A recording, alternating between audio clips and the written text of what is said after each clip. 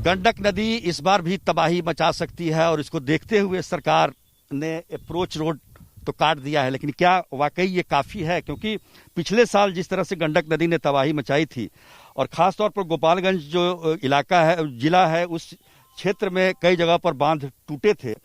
बैकुंठपुर का वो इलाका जहाँ के पूर्व विधायक हैं मंजीत सिंह, उनसे हम बात करेंगे क्योंकि ये बता सकेंगे कि पिछले साल की तबाही और इस साल आपको क्या आशंका, क्या लग रहा है कि फिर वही कहानी तो नहीं दोहराई जाएगी? हालांकि सरकार ने अप्रोच तो काटा है इस बार।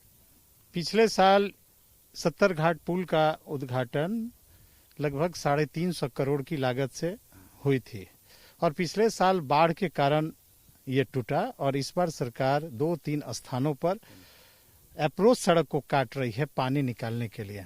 इस गंडक नदी का वाटर लेवल डिस्चार्ज कैपेसिटी लगभग 8-8.5 लाख की है।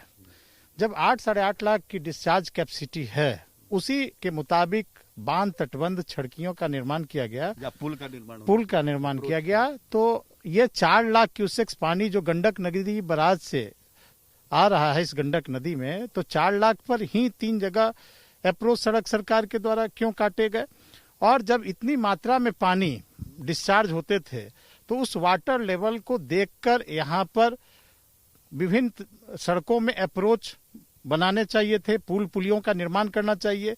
तो सरकार के पदाधिकारियों का दोष है कि जिसके कारण करोड़ों की लागत से जिस पुल को बना वह कभी बाढ़ काटती है, कभी सरकार काट रही है।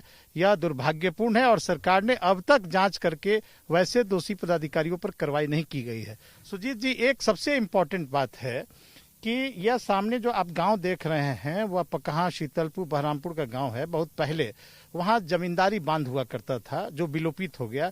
उसको पुनः स्थापित करने के लिए 2008-9 में सरकार ने निविदा प्रकाशित किया था और वो निविदा आज तक उस निविदा पर काम नहीं हुए। अगर वहां पर जमींदारी बांध का निर्माण हुआ रहता तो सरकार को इन 3 जगहों पर जहां करोड़ों रुपए खर्च हुए सड़कों को बनाने में, अप्रोच सड़कों को बनाने में, वो अगर जमींदारी बांध बनी रहती तो आज सड़क काटने की स्थिति सरकार की नहीं होती। करोड़ों रुपए खर्च करके सरकार सड़क भी बना रही है और उसको काट भी रही है।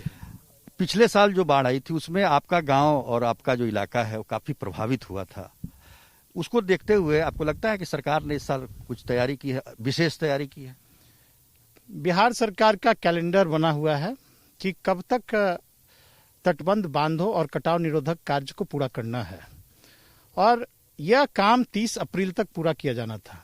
कोरोना के चलते सरकार ने 15 मई किया, 15 मई के बाद 15 जून कर दिया और 15 जून के समाप्ति के बाद भी कहीं भी तटबंधों में पूर्ण रूप से, जिसको कहा जा सकता है, कटाव निरोधक कार्य हो, बांधों की उच्चीकरण शुद्धिकरण के कार्य हो, मजबूतीकरण का काम हो, वह पूर्ण अब तक 100% नहीं किया गया है।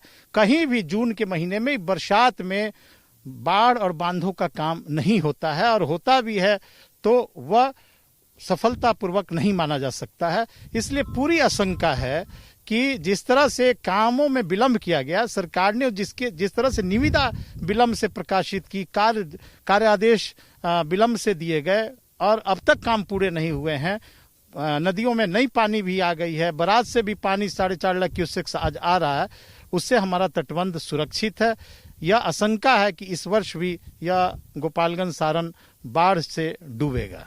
इस बार जो पानी आ रहा है उससे मतलब आपको लग रहा है निश्चित कहीं ना कहीं ये इफेक्ट करेगा, चूंकि पहले से गंडक नदी का जल स्तर बढ़ा हुआ है और 4-4.5 लाख क्यूसेक्स पानी आ रहा है। इनके तटबंध उस हिसाब से नहीं है कि जैसे 4.5 लाख पानी को इनके बांध छड़की बर्दाश्त कर सके। यही कारण है कि सड़कों को काटा जा रहा है, अप्रोच सड़कों को काटा जा रहा है कि किसी तरह काट कर पानी निकाला जाए। चूंकि इनके बांध और छड़कियों का निर्माण ससमय अब तक पूर्ण नहीं हुए हैं, कटाव निरोधक कार्य पूर्ण नहीं किए गए हैं। वही कारण है कि आज सड़क जो सरकार ने ही बनाया है उसी सड़क को सरकार के असर से काटी जा रही है। बिल्कुल, तो ये इस जून के महीने में जब इतना पानी आ गया है और अभी बरसात पूरा बाकी है, तो ऐसी स्थिति में ये आशंका जो जाहिर कर रहे हैं पूर्व विधायक, निश्चित तौर पर ये खतरे की घंटी है और खास तौर पर जो गोपालगंज का जो इलाका है वो इससे काफी प्रभावित होने वाला है। कैमरामैन दीपक कुमार के साथ सुजीत कुमार झा, गोपालगंज।